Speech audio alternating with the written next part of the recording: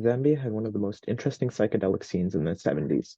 Before we jump into the heat of Afrobeats, garage rock, and even government intervention, we'll talk about how Zamrock came to be. Up until 1964, Zambia was a part of the British Empire.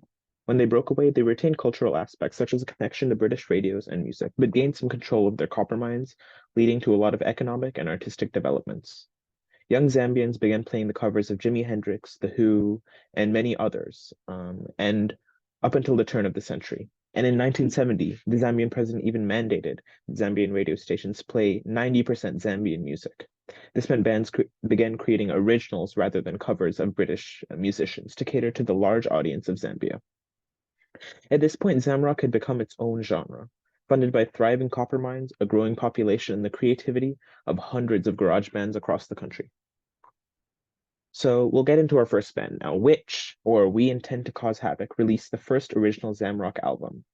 The band, beginning as a garage band, recorded Introduction as their first album. This album featured a lot of common psychedelic themes, such as long, winding guitar solos.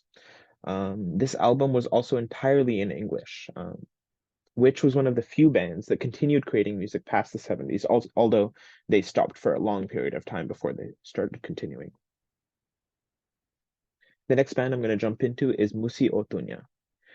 This band was a critical initiator of Zamrock.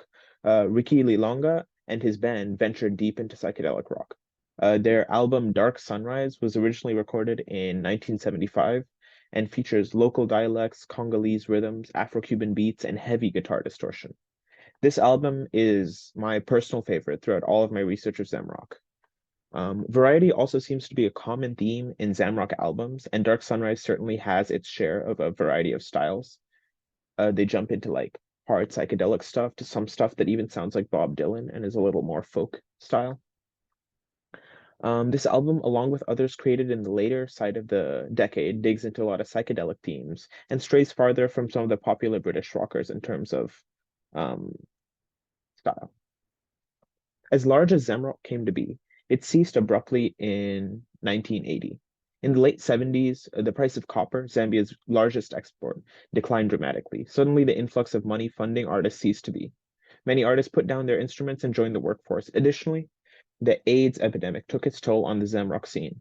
13% of Zambia's adult population died to AIDS, heavily concentrated in the rockers. Finally, border conflicts and resultant curfews that were enacted by the government found difficulty to find venues and have power in these venues and find people willing to pay money to attend these concerts.